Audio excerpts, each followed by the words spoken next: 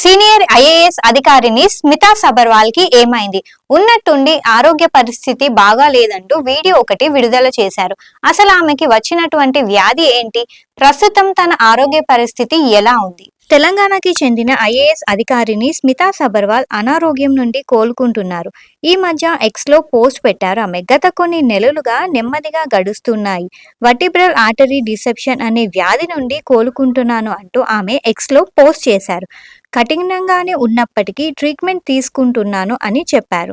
State finance commission member సెక్రటరీగా పనిచేస్తున్న స్మితా సబర్వాల్ ఈ నెల 1 నుంచి లీవ్లో ఉన్నారు.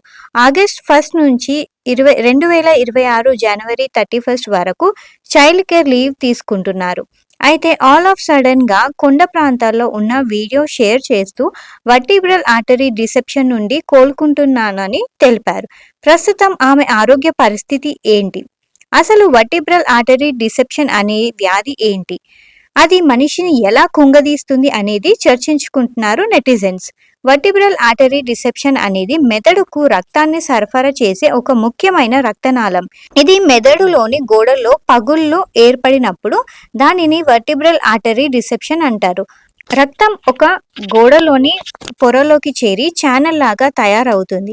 ఇది రక్త ప్రవాహం మెదడుకు మెదడుకు వెళ్లే రక్తాన్ని ఆపేస్తుంది అని డాక్టర్లు చెప్తున్నారు. ఈ వర్టిబ్రల్ ఆర్టరీ డిసెక్షన్ ద్వారా ప్రధానంగా చిన్న మెదడుకు రక్తం సప్లై తక్కువ అవుతుంది, లేదు అని అంటే బ్లీడింగ్ అవుతుంది. కాబట్టి దాని రిలేటెడ్ సిమ్టమ్స్ ఉంటాయి. ప్రధానంగా వచ్చేసి మెడ వెనుక భాగంలో విపరీతమైన నొప్పి ఉండడం, తల కింద భాగంలో తలనొప్పి ఉండడం, కళ్ళు తిరిగినట్టు ఉండడం, గిడ్డినెస్ ఆర్ వర్టిగో అంటారు.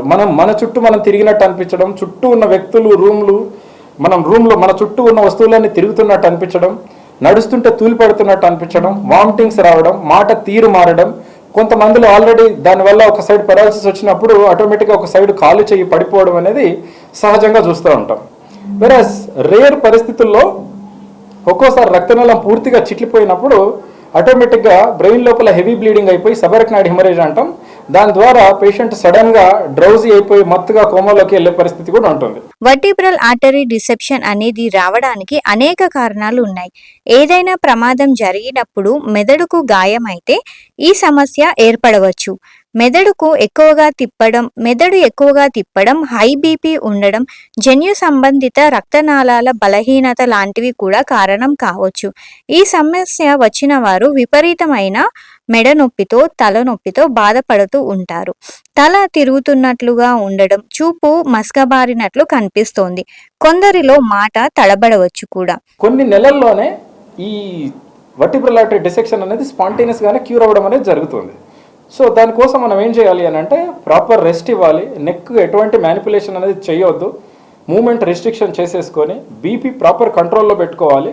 అండ్ అక్కడ రక్తనాళం సూడోలిమన్ లోపల ఉన్న రక్తం అనేది గడ్డగట్టకుండా, ఆ గడ్డగట్టిన రక్తం ప్రతిసారి నార్మల్ రక్తనాళంకి వచ్చి బ్లాక్లు క్రియేట్ చేయకుండా మనం యాంటీ కోగులెంట్స్ అంటే రక్తాన్ని పల్సగా చేసే మందులు, blood thinners, anti platelet medications అనేది ఇవ్వడం జరుగుతుంది. సహజంగా ఇది 6 నెలల వరకు తీసుకుంటూ 6 నెలల వరకు ఈ మందులు కంటిన్యూ చేస్తూ సీరియల్గా మనం నెలకొకసారి 2 నెలలకొకసారి మళ్ళీ ఆ vertebral artery angiogram, city angiogram చేసుకొని చూడడం ద్వారా ఎంతవరకు ఇంప్రూవ్మెంట్ వస్తుంది అనేది అసెస్ చేసుకోవచ్చు.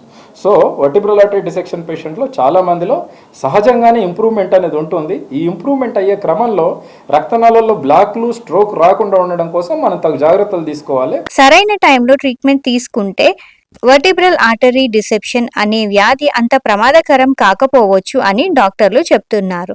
నిర్లక్ష్యం చేస్తే మెదడులో రక్తం గడ్డకట్టి బ్రెయిన్ స్ట్రోక్ వచ్చే అవకాశం ఉందని డాక్టర్లు చెప్తున్నారు.